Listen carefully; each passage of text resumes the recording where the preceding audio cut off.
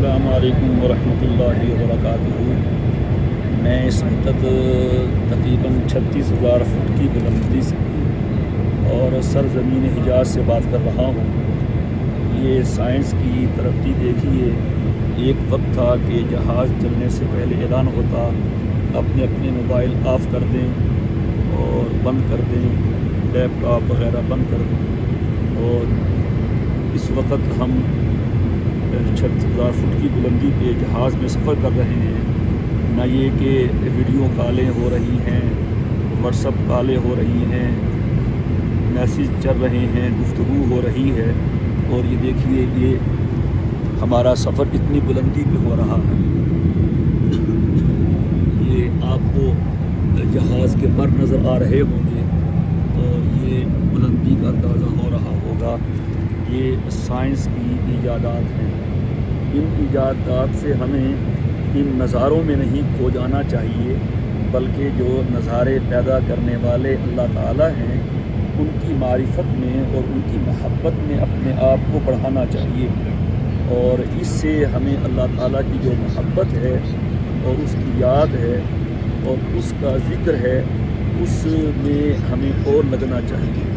فتبارک اللہ احسن الخالقین۔ عام طور پہ ہوتا یہ ہے کہ انسان ان نظاروں میں گم ہو جاتا ہے۔ کتنے لوگ ہیں جو سیاحت کے لیے وہ دنیا کے شہروں میں سی سائڈ پہ گھومتے ہیں اور جاتے ہیں، اور بس لیکن وہ نظاروں میں گم ہو کے رہ جاتے ہیں۔ لیکن ہمیں چاہیے کہ ہم ان نظاروں میں جائیں اور ان میں گم نہ ہوں، بلکہ اللہ میں اپنے آپ کو گم کریں۔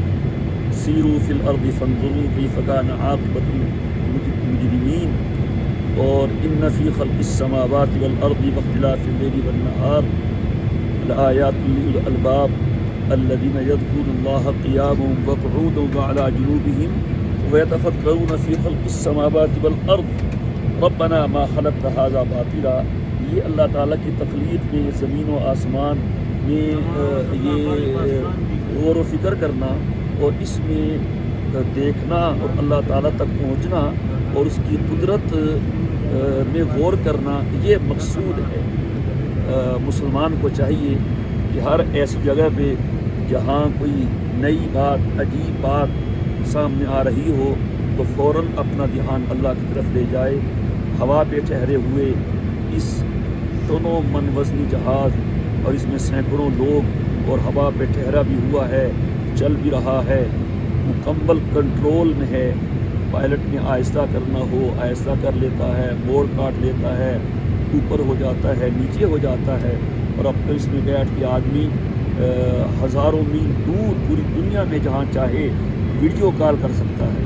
میں بھی اسی بلندی سے بول رہا ہوں۔ تو اللہ تعالیٰ ان نظاروں سے ہمیں اپنی معرفت نصیب فرمائے، اپنی یاد نصیب فرمائے، اور اپنی محبت میں آگے بڑھنے کی توفیق عطا فرمائے۔